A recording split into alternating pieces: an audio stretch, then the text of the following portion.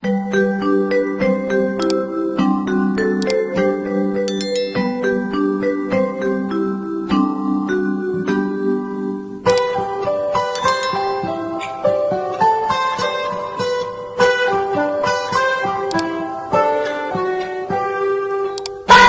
cerahku, matahari bersinar, ku gendong tas merahku di pundak. Assalamualaikum warahmatullahi wabarakatuh. Selamat pagi. Hari ini kita ketemu lagi dengan Pak Denny pada mata pelajaran prakarya. Anak-anak, hari ini kita sudah memasuki bab yang kedua ya, yaitu teknologi konstruksi miniatur jembatan. Di bab yang kedua ini kita akan membahas tentang miniatur jembatan, tepatnya tentang teknologinya.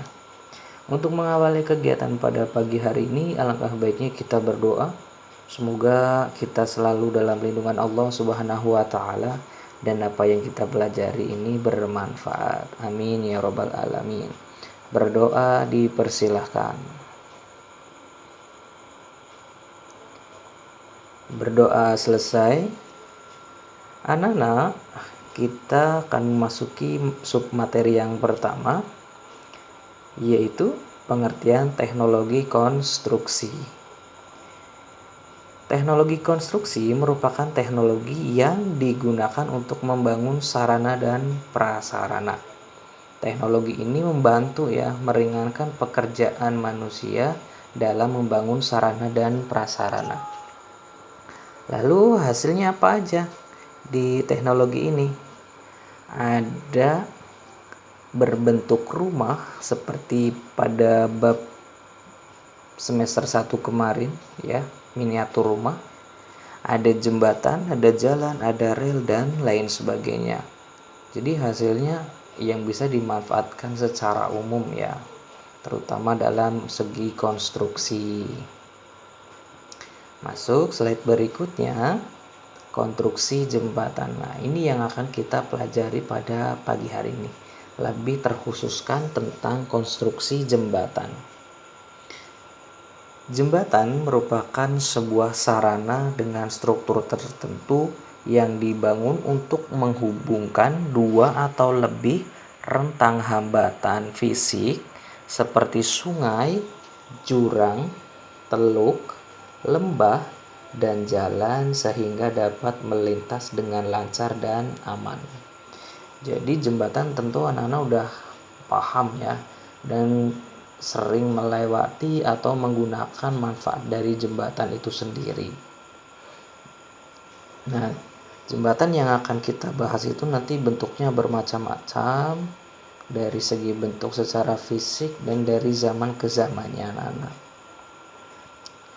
Jembatan juga merupakan konstruksi yang tertua ya, walaupun tidak ada yang mencantumkan mulai tahun berapa konstruksi jembatan ditemukan. Next, sejarah perkembangan jembatan. Seperti yang tadi ini bilang tadi, jembatan itu merupakan konstruksi yang tertua ya. Jembatan pertama kali dibangun dengan sangat sederhana dan alami, tanpa campur tangan manusia, seperti kayu besar atau batu besar yang melintang di atas sungai. Ini termasuk jembatan alami ya. Dia terbentuk secara alami anak-anak. Itu dari akar pohon ya, dia menyeberang ke sebelah sisi yang lain dan semakin lama akan terbentuk secara alami tanpa ada bantuan manusia. Apakah ini juga disebut dengan jembatan? Betul, karena dia berfungsi untuk melintang ya dari satu sisi ke satu sisi yang lain. Nah, terus yang kedua yang dari batu nih. Ini juga termasuk jembatan, tapi dia terbentuk secara alami, tidak ada campur tangan dari manusia. Nah, perkembangan jembatan ini dialami dari masa ke masa ya. Ini yang akan kita bahas nih. Next. Yang pertama adalah jembatan pada zaman purba. Kenapa pada zaman purba emang udah ada jembatan? Nah, ini juga udah ada ya. Tapi jembatan ini juga sebenarnya terbentuk secara alami. Pada zaman ini jembatan belum diakui anak-anak. Jadi belum diakui sebagai hasil karya konstruksi ya. Karena pada zaman purba sendiri tentu segala sesuatunya masih sangat sederhana ya. Dari sumber daya manusianya yang masih sangat sederhana.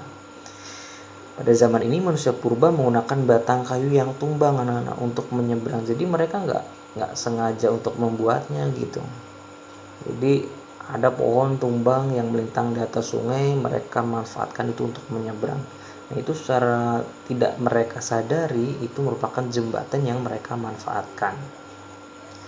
Nah, kurang lebih bentuknya hampir sama ya seperti pada slide yang sebelumnya. Ini yang jembatan dari kayu nih, yang melintang dari sisi yang satu ke sisi yang lainnya yang dapat dimanfaatkan. Next, itu jembatan pada periode Romawi kuno. Zaman Romawi kuno dimulai tahun 300 sebelum Masehi dan berlangsung kurang lebih selama 600 tahun yang lalu. Pada zaman ini, teknologi jembatan sudah mulai berkembang. Pada zaman ini, jembatan yang dibangun telah menggunakan kayu, batu, dan beton. Namun untuk jembatan batu dan beton bentuknya sama seperti pada periode jembatan purba, yaitu berbentuk lengkung ya. Jadi masih sama nih kayak yang pada materi sebelumnya. Jadi bentuknya melengkung ya. Kurang lebih seperti ini nih. Nah, kalau di zaman purba itu kan terbentuk secara alami ya karena proses alam. Nah, kalau ini udah ada campur tangan dari manusia. Bentuknya melengkung ya, masih sangat sederhana. Selanjutnya yaitu pada zaman pertengahan. Kapan zaman pertengahan ini? Zaman pertengahan di Eropa berlangsung dari abad ke-11 sampai dengan abad ke-16 sesudah runtuhnya Romawi. Secara fisik, konstruksi jembatan pada periode ini tidak jauh berbeda dengan periode Romawi kuno. Nah, ini gambarnya kurang lebih kayak gini. Gak jauh berbeda ya. Hanya sedikit perubahan aja dan masih menggunakan konsep yang sama pada zaman Romawi kuno. Next, teknologi jembatan pada zaman besi dan baja. Nah, kapan ini dimulai? Nah, periode ini dilatar belakangi adanya revolusi industri. Pada periode ini jembatan besi dibangun menggunakan prinsip-prinsip bentuk lengkung, terutama untuk jembatan jalan raya. Seperti apa bentuk jembatannya? Nah, kurang lebih seperti ini. Ini jembatan yang sangat terkenal ya. Ada di mana anak-anak? Ya, ada di Inggris ya. Nah, selanjutnya ini mungkin sangat familiar karena kita juga sering menjumpai ya jembatan besi yang bentuknya seperti ini. Di daerah Padi ini juga ada nih yang seperti ini nih. Nah, ini juga sama. Nah, ini kurang lebih seperti ini ya bentuk jembatan zaman besi dan baja. Next, jembatan gantung. Wah, ini anak-anak juga udah biasa melihat ya, biasanya ada di tempat wisata juga ada nih. Nah, lalu apa itu jembatan gantung?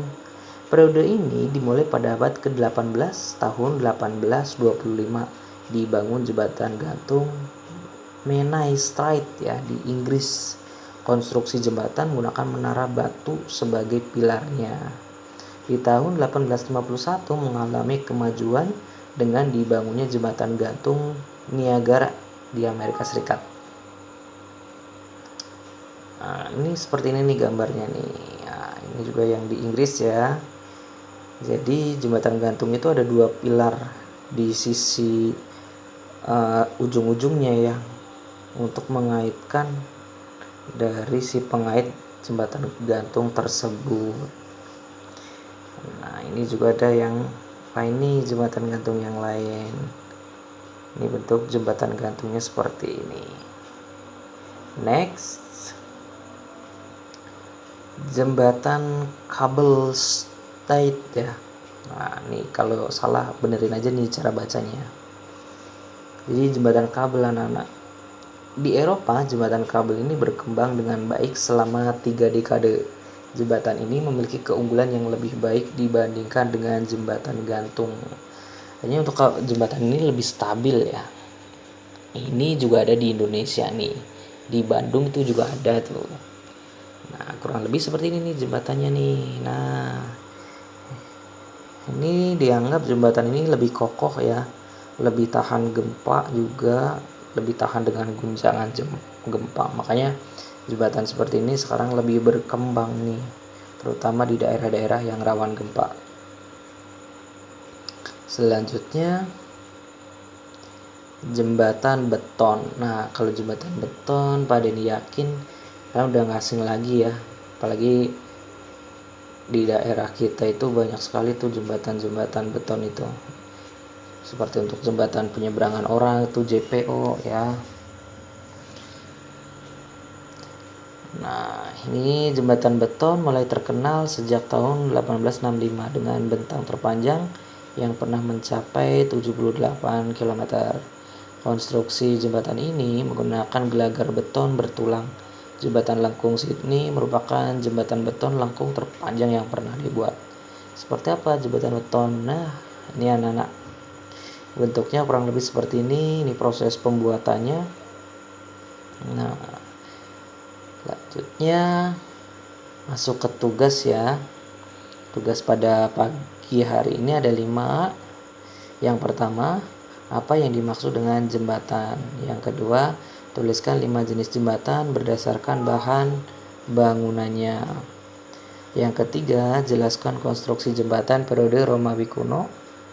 Yang keempat, jelaskan fungsi dari jembatan yang ada di dunia. Yang kelima, sebutkan 2 jenis jembatan yang menjadi tempat pariwisata di dunia. Kalian kerjakan di kertas ya. Terus kalau udah selesai bisa kalian upload gitu jawaban kalian. Terima kasih untuk pertemuan hari ini. Semangat belajar ya, dan selalu taati protokol kesehatan agar kita semua terlindungi dari virus corona ini. Cukup itu dari Pak Denny. Untuk linknya nanti Pak Denny akan share di grup WA kalian. Selamat pagi dan wassalamualaikum warahmatullahi wabarakatuh.